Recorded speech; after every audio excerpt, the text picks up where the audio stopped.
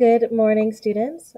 Even though I am not here today, I want to make sure that you still get some instruction on how to write really strong leads. And so what I want to show you first is this part of your rubric that talks about leads. Anytime you are writing about leads, or if you are revising for your lead, also known as an introduction, you should always be looking at the rubric to see what you should be doing. Right, at the very least, you need to begin with a logical or a detail that makes sense from the beginning of your memory to give readers an idea of what your story will be about. Right, that's at the very least, that's how you should be beginning your story. But to make it a little bit more sophisticated, you should start your story with details that will help develop the later parts of the story. I also introduce or hint at the issue or lesson. So the difference is the lesson starts to come into play a little bit more here. And then if you're looking to get an A, when the story starts, I also hint at what will come later in the story, including not just the plot, but the ideas. I hint at a bigger context, showing how my experience fits in a larger universal human experience. And so that takes it up to a much more sophisticated level here. And so what I want to do with this meeting area time, this time that you should be taking notes in your notebook, is that I want to show you that you could be starting your story. So I go through these slides, make sure that you are taking some notes, okay? So there are 4 ways that I want to talk to you about that you could choose to start your story. And notice how these ways are ways that you may not have heard of before because they are a little bit more sophisticated, right? You're not going to start your story with a noise. You're not going to start your story with a question. You might pick one of these 4. The teaser, the autobiographer, the talker, or the sceneser. The teaser. So in this way, this introduction, you kind of give like a teaser, or almost like a, just like a little glimpse, a little trailer of what's to come in the rest of your memoir. So here's an example of what a teaser beginning might sound like. It had been 3 months, and now the snow fell from the sky. It has been 3 months, and now it's almost a new year. It's been 3 months. 3 months since I've seen my mom. And so this is kind of a teaser because it is a little bit of a mystery. It makes me want to keep reading. I know that this is going to be something about the writer's mom. It also gives me a sense of time, right? Snow, it must be cold. Also gives me a sense of the mood, right? I know that this is probably not going to be a happy story, but definitely, right, it hooks the reader. Because now I'm wondering, like, why haven't you seen your mom in 3 months?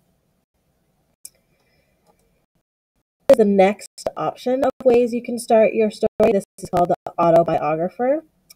This is more about like, how can you show your personality? How can you write about yourself a little bit at the beginning of your story so that is used as an introduction to the rest of your memoir? I was running late as usual. Beads of sweat ran down my face as I tried to catch up with the school bus. My backpack thumped against my back. Oh man, I thought, what a perfect day for pictures. So this lead starts in the middle of the action, so it gets us right there going in the middle of the action. This starts to tell us or show us the character's personality without just saying it. Right? Instead of just saying, I am a clumsy person, I am always late, I am not a perfect person, right? Rather than just telling that, I'm showing that with this piece of action. And since this little beginning also gives us an idea of the character's age and setting, I don't have to explain that later. I know that this memoir is going to be something about school. I am at school age, and maybe it has something to do with school pictures as well. Another way you could start your story, another introduction possibility could be the talker, right? And maybe you start with a piece of dialogue. At the very beginning of your story, you could hook in your reader by using a piece of really strong dialogue. So this says, I can't even look at you anymore. Jocelyn, the love of my life, looked down as her tears coated her eyelashes. This memory would forever be burned in my mind as I thought about the biggest mistake of my life. So it starts this really powerful piece of dialogue, and again, it hooks the reader because now I'm wondering, oh my gosh, what happened? What led up to this point? So it starts in the middle of the action, it starts with dialogue, we start to get the mood, we get the character, and we start to get a little hint of the lesson, right? The biggest mistake of their life. There's definitely something that the author learned in this moment of their life. The last possibility for your introduction, your lead, could be the scene setter. So you're going to set the scene. The sunlight swept over the broad, grassy square, across the street, and onto our living room rug. In that bright, warm rectangle of light, I practiced my ballet. He and my little brother giggled and dodged around me while I did my exercise. So again, we are starting with the scene. We are setting the mood and tone by talking about the sun and the brightness and the warmness. And this starts to introduce the character and other characters, right? So I know that the main character dances ballet.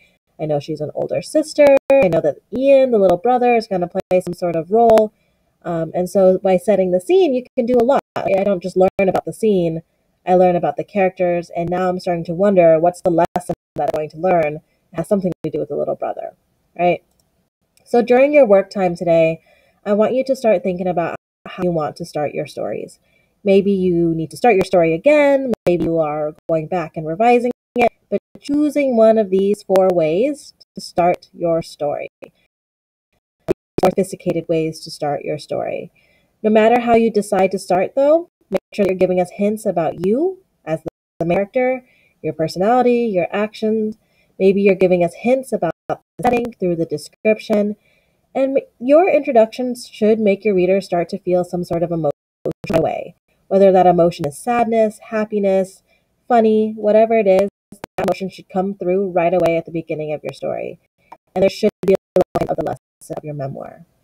So during your work time today, either you need to finish up your flash draft, maybe you need to still work on the description and internal dialogue from yesterday, or you're ready to start your introduction. I've also posted this into Classroom, so always feel free to go back to these slides.